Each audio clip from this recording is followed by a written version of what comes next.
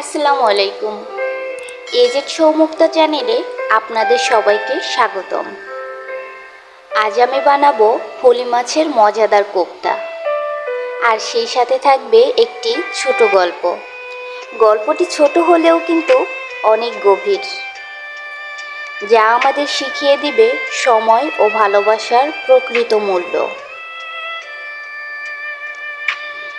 সন্ধ্যা নামছে, বৃষ্টির পর ভেজা মাটির সেই চেনা গন্ধ যেন মনটাকে ছুঁয়ে যায়। হাটের এক কোণে কাঠের পুরনো চায়ের দোকান, বাঁশের বেঞ্চে বসে চা খাচ্ছেন নানান মানুষ, আর এক কোণে চুপচাপ বসে আছেন এক বৃদ্ধ। তার নাম রহিম চাচা। কেউ বলে এক সময় খুব ধনী ছিলেন তিনি। শহরে দোকান, গ্রামে জমি, বাড়ি সবই ছিল তার। এখন একটি ছোট্ট ঘরে একা থাকেন। স্ত্রী নেই, ছেলে মেয়েরাও কেউ আসে না। পাশের এক তরুণ চা খেতে খেতে জিজ্ঞেস করল, চাচা, এত কিছু ছিল আপনার, সব গেল কোথায়? রহিম চাচা মুচকি হেসে বললেন, সবই ছিল, ঠিকই বলেছ, শুধু সময়ের মূল্যটা বুঝিনি। তখন ভাবতাম আমি ছাড়া কেউ কিচ্ছু বোঝে না।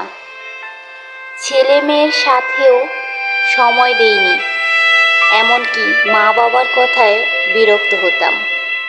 ভেবেছিলাম টাকা থাকলেই জীবন সুন্দর থাকবে, কিন্তু এখন টাকা নেই, যাদের জন্য কামাই করেছিলাম তারাও নেই।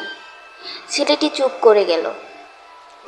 রহিম চাচা চায়ের শেষ চুমুক দিয়ে বললেন, জীবনে টাকা আসবে যাবে, কিন্তু সম্পর্ক, ভালোবাসা, সময় একবার গেলে আর ফিরে আসে না। সময় থাকতে আপন মানুষদের ভালোবেসো, কারণ একদিন ঠিক এভাবেই এক কাপ চা হাতে শূন্য বেঞ্চে বসে বলতে হবে, যদি আরেকবার সুযোগ পেতাম।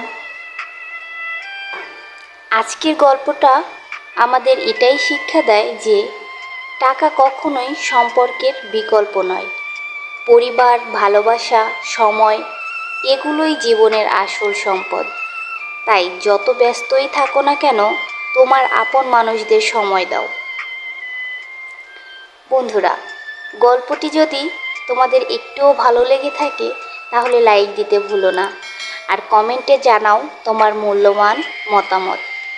চ্যানেলটি সাবস্ক্রাইব করে পাশে থেকো আরও এমন গল্প এবং রেসিপির জন্য।